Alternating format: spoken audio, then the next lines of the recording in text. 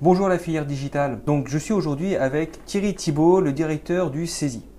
Thierry, merci à toi d'être présent. Est-ce que tu pourrais nous présenter le CESI? Bonjour Franck. Oui, bien sûr. Alors le CESI, c'est le Centre d'études supérieures industrielles, donc un acronyme qui a perdu un peu de son sens aujourd'hui. Le CESI, c'est deux grands groupes de formation, deux grands types de formation, on va dire. Des formations d'ingénieurs sous statut étudiant ou en apprentissage, et en parallèle de ça, des formations à destination des salariés ou de gens qui voudraient rentrer dans les entreprises sous forme de contrat en alternance. Aujourd'hui, vous avez une implantation à La Rochelle? Oui, une implantation à La Rochelle. On a 25 implantations en France, plus quelques-unes à l'étranger. La Rochelle, c'est la dernière création pour nous, enfin en tout cas celle qui pour nous intéresse, voilà. Et La Rochelle est une implantation un peu spécifique. Enfin nous on l'a voulu, et moi le premier, comme étant très partenarial. C'est-à-dire qu'on est sur une implantation qui fonctionne avec les collègues de l'enseignement supérieur ou de la formation, l'université, l'EXI, Subdeco, le CIPECMA, et on a travaillé sur une implantation avec des dispositifs de formation qui sont souvent en convention. On a une formation d'ingénieur BTP avec l'université en convention, et on travaille également avec des conventions sur les autres partenaires. Quelle est la particularité de l'école? La particularité de l'école d'ingénieurs de manière générale et de la filière informatique qu'on appelle l'EXIA chez nous, donc qui est une filière d'ingénieurs en informatique avec un titre validé par la CTI, c'est véritablement son approche pédagogique qui est très innovante. C'est-à-dire que depuis 2004, on est sur une approche pédagogique qui s'appelle l'apprentissage par problème, qui est déclinée sous forme d'apprentissage par projet sur les autres formations d'ingénieurs.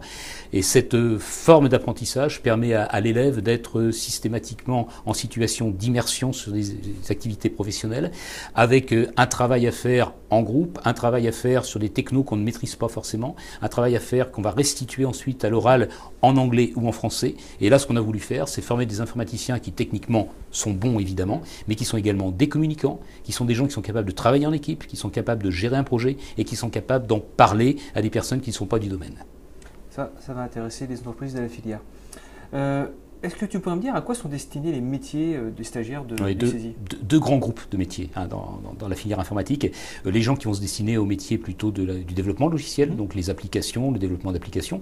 Et là, on va travailler sur des technos qui sont les technos actuels. On va travailler sur du JavaScript, on va travailler sur du .NET, on va travailler sur des outils liés au cloud également, qui vont être du Reactive, du Symfonic, etc., etc. Donc on va être là-dessus.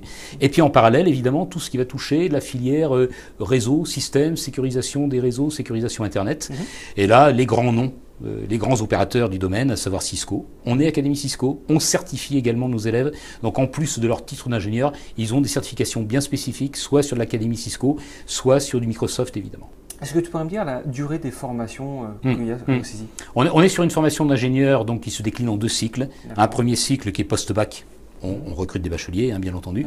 Et puis derrière, un cycle d'ingénieur de 3 ans, où là, on va emmener nos élèves en 5 ans, donc sur le titre d'ingénieur, où on va également recruter en admission parallèle des gens qui vont arriver chez nous après avoir fait un DUT, un BTS ou une formation universitaire de type licence, bien entendu. D'accord. Est-ce qu'on peut faire cette formation en alternance? 3e année du cycle ingénieur, possibilité sur du contrat de pro parce que ça peut intéresser très largement les entreprises, des gens qui sont opérationnels, qui sont presque ingénieurs et qui ont une véritable capacité à apprendre tout seul de nouvelles technos et en même temps encadrer des équipes, donc là ça peut être très porteur. Autrement, l'alternance chez nous se décline de manière assez classique sous forme de stage, des stages assez longs pour que ça soit pertinent et porteur pour les entreprises, et également des stages à l'étranger qui sont en entreprise à l'étranger, dans des universités sur les semestres complets ou dans des labos de recherche. Et là ça peut avoir un réel intérêt pour les entreprises de notre territoire que de ramener des technos qui sont développés outre-Atlantique par exemple. D'accord, parfait. Moi je te remercie Thierry. Si vous avez aimé cette vidéo, n'hésitez pas à mettre un pouce en l'air. Laissez-nous des commentaires et si vous avez des questions pour Thierry, on pourra lui faire parvenir. Et puis faites votre feedback par rapport à cette vidéo. N'hésitez pas aussi à vous abonner à notre chaîne YouTube pour pouvoir regarder nos anciennes vidéos. Thierry, merci à toi, bon vent au CESI et puis bon vent à toi. Merci beaucoup Franck. Merci.